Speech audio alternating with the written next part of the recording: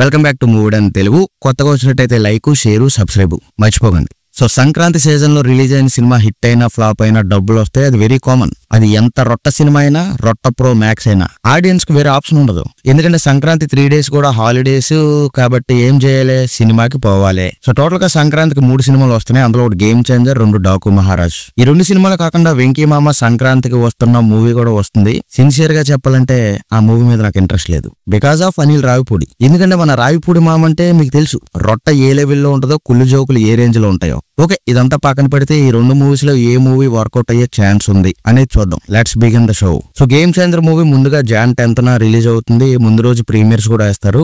ఒక 2 రోజులు గ్యాప్ ఇచ్చి డాకు మహారాజ్ Jan 12th వస్తుంది. సో గేమ్ చేంజర్ మూవీ ఒక హై ఆక్టెన్ పొలిటికల్ డ్రామా. ఇక Daku Maharaj it's a dacoit story, అంటే ఊరు రాబిన్ హుడ్ మాదిరి. 2 కూడా పాన్ ఇండియా మూవీసే. So story wise game changer movie ఒక రొటీన్ రొట్ట అని చెప్పొచ్చు. ఎందుకంటే గేమ్ చేంజర్ మూవీ ఒక political revenge drama. So flash back లో పొలిటికల్ గా ఫాదర్ ని చీట్ చేస్తారు.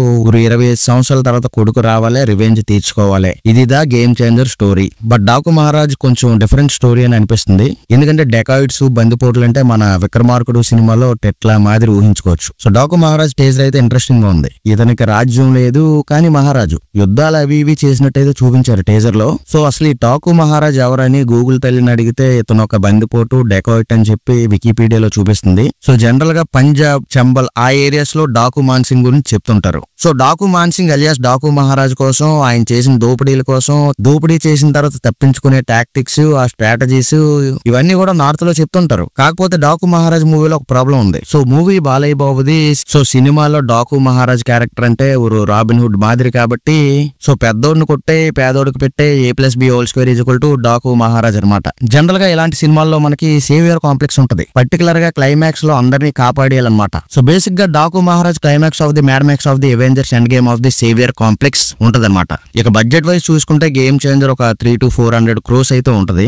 డాకు మహారాజ్ బడ్జెట్ విషయానికి వస్తే below 100 crores. So budget wise చూసుకుంటే గేమ్ చేంజర్ విన్నర్ అవుద్దా అంటే అలా ఏం కాదు. ఎందుకంటే బేసిక్ గా నేను బడ్జెట్ ని నమ్మను, స్టోరీని నమ్ముతాను. సో గేమ్ చేంజర్ మూవీకి ఎలాంటి ఆడియన్స్ వెళ్తారు, అలాగే డాకు మహారాజ్ మూవీకి ఎలాంటి ఆడియన్స్ వెళ్తారు చూసుకుంటే, గేమ్ చేంజర్ మూవీకి ఫ్యాన్స్ తో పాటు యూత్ ఇంకా కమర్షియల్ మూవీస్ ని లైక్ చేసే వాళ్ళు ఎక్కువగా వెళ్తారు. అలాగే డాకు మహారాజ్ కి ఫ్యాన్స్ తో పాటు కొంచెం మిడిల్ ఏజ్ పీపుల్ గానీ, కొంచెం ఓల్డ్ ఏజ్ పీపుల్, అలాగే ఫ్యామిలీ ఆడియన్స్, ఇంకా ఏదైనా కొత్త స్టోరీలు చూద్దాం అనుకునే వాళ్ళు ఈ డాకు మహారాజ్ కి అయితే ఎక్కువగా వెళ్తారు. నాకైతే పర్సనల్ గా డాకు మహారాజ్ మూవీ మీద కొంచెం ఎక్కువ ఇంట్రెస్ట్ ఉంది. ఎందుకంటే ఒక బందిపోటు, డెకాయిట్, సో రకరకాల లొకేషన్స్ చూపిస్తారు.